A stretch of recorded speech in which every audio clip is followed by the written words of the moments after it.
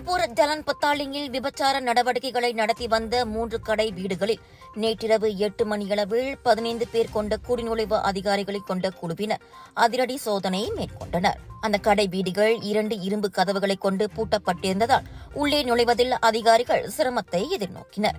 2 மாதங்களுக்கும் குறைவான காலத்திற்கு முன்பு அங்கு சோதனை செய்யப்பட்ட போதிலும் விபச்சார நடவடிக்கைகள் மீண்டும் தொடங்கியதைத் தொடர்ந்து நேற்று இந்த நடவடிக்கை மேற்கொள்ளப்பட்டது.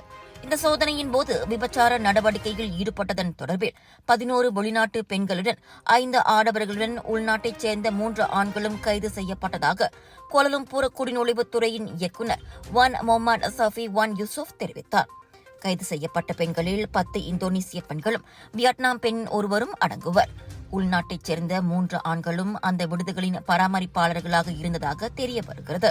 உள்நாட்டைச் சேர்ந்த 3 ஆண்களும் அந்த விடுதிகளின் பராமரிப்பாளர்களாக இருந்ததாக தெரிய வருகிறது.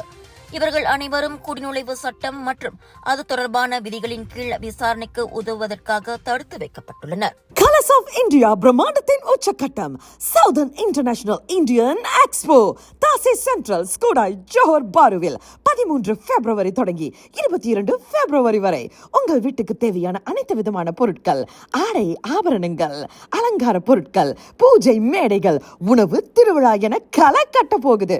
குடும்பத்தோட வாங்க, மகிழ்ச்சியா போவீங்க. 80% விழுக்காடும் காத்துக்கிட்டு இருக்கு. மறந்துடாதீங்க, சவுதர்ன் இன்டர்நேஷனல் இந்தியன் எக்ஸ்போ இவ்வாண்டின் மாபெரும் expo. Big sale, big discount.